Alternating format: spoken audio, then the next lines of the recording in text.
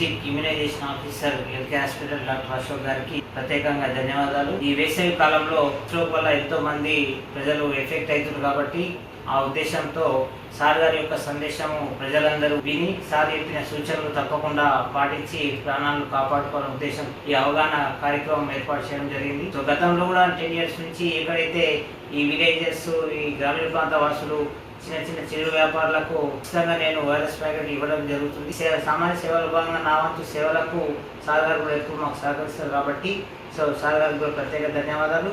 ఈ పాంప్లెట్స్ ప్రతి primary health సెంటర్లో కాలనీలో ఉంచబడుతుంది. దాంట్లో ఉన్న పాయింట్స్ ఎడ్యుకేటెడ్ వాళ్ళు వేరే వారికి అవగాహన కల్పించి ఈ సన్ స్ట్రోక్ ఎఫెక్ట్ కాకుండా చూసుకోవాలని నా యొక్క మనవి. ఈరోజు మన నేషనల్ అవార్డు గ్రహీత తులసి ఆధ్వర్యంలో మన యొక్క ఇప్పుడు చాలా ప్రబలంగా ఉన్న సన్ స్ట్రోక్, వడదెబ్బ, వాటి గురించి నివారణ కార్యక్రమాల గురించి ఆయన వివిధ డిపార్ట్మెంట్ల ద్వారా అలాగే హెల్త్ డిపార్ట్మెంట్ ద్వారా ప్రజలకు కలిగిస్తున్న అవగాహనకు అభినందనలు తెలియజేస్తూ, ముఖ్యంగా ప్రజలారా మనం గత వారం 10 రోజుల నుంచి చూస్తూ ఉన్నాము. ప్రభుత్వం ద్వారా కానీ మన అనేక సామాజిక మాధ్యమాలలో కానీ మనకి ఈ వడదెబ్బ, సన్ స్ట్రోక్ అనేది చాలా విపరీతంగా ఉంది కాబట్టి జాగ్రత్తలు తీసుకోవాలని చెప్పడం జరుగుతుంది.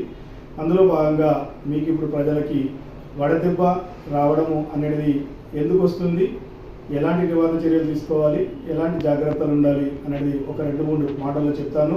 ఈ వారం 10 రోజులలో అత్యధిక తీవ్రంగా 43, 44, 45 డిగ్రీల సెల్సియస్ ముఖ్యంగా మన నిజామాబాద్ పరిసరాల ఆదిలాబాద్, నిర్మల్, మంచిర్యాల, కరీంనగర్, ఇలా జగిత్యాల, కామారెడ్డి జిల్లాలలో ఈ యొక్క ఉష్ణోగ్రత తాపము ఎక్కువగా ఉంటుంది. దీనివల్ల ప్రజల్లో ఆటోమేటికల్లీ వారి యొక్క వేడి వల్ల బాడీ టెంపరేచర్ పెరిగిపోయి నీరసం ఉంచిపోయి వాంతులు కావడము, కొన్నిసార్లు విరేచనాలు కూడా కావడము, అలాగే అత్యధిక జ్వరము రావడం అనేది జరుగుతూ ఉంది. సో ఇలా రాకుండా ఉండాలి అని అంటే ప్రజలందరూ కూడా ముందస్తుగా వారి యొక్క దైనందిన కార్యక్రమాలన్నీ కూడా ఉదయమే 6 గంటల వరకు అట్లా స్టార్ట్ చేసి 10 గంటల లోపు ముగించేసుకోవడము.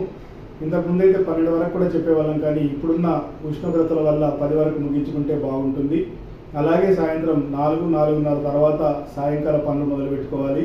10 గంటల నుంచి సాయంకాలం లోపు 4 గంటల వరకు ఇంటి పట్టునే ఉండి, ఇంటి పట్టున ఉన్నా కూడా వేడి సెగ ఎక్కువగా తగులుతుంది కాబట్టి ఇంటి చుట్టుపక్కల కూడా వీలైనంత వరకు మనకి చల్లనీళ్ళతో కూడిన మన విండోస్కి ఈ కర్టెన్స్ తగిలించి చల్లనీళ్ళు చల్లుకోవడం ద్వారా కొంత చల్లదనం ఉండే అవకాశం ఉంటుంది.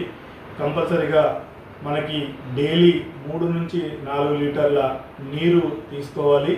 ఈ 4 లీటర్ల నీరు తీసుకునే దాంట్లో ముఖ్యంగా కొబ్బరి నీళ్ళు, నిమ్మకాయ నీళ్ళు, అలాగే ఓఆర్ఎస్ ద్రావకాలు ఉండేటట్టు చూసుకోవాలి.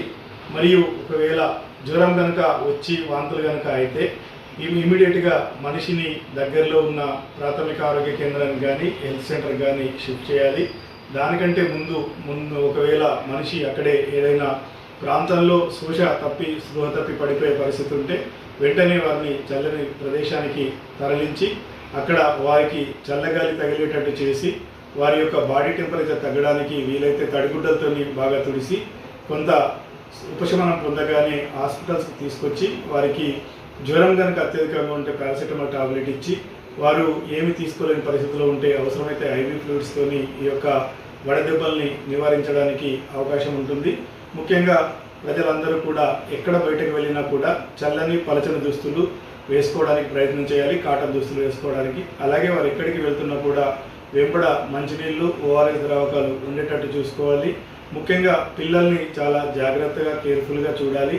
ముఖ్యంగా ఈ యొక్క టీ, కాఫీ అలాంటివి, కెఫిన్ ఇలా కలిగి ఉన్న స్పైసీ ఫుడ్స్ని ఎంతవరకు వీలైతే అంతవరకు అవాయిడ్ చేయడం ద్వారా ఈ యొక్క వడదెబ్బ నుంచి మనము తప్పించుకోవడానికి అవకాశం ఉంటుంది. కాబట్టి ప్రజలందరూ పైన చెప్పిన జాగ్రత్తలు పాటించడం ద్వారా వారు ప్రాణాపాయం నుంచి మనం రక్షించడానికి అవకాశం ఉంటుందనేసి ఈ కార్యక్రమాన్ని ప్రోత్సహిస్తూ ముందుకు నడుస్తున్న తులసి పట్వార్ని మరి ఒకసారి అభినందిస్తూ వారికి ఇంకా రాబోయే కాలంలో ఇంకెన్నో అవార్డ్స్ రావాలనేసి సందర్భంగా తెలియజేస్తాం.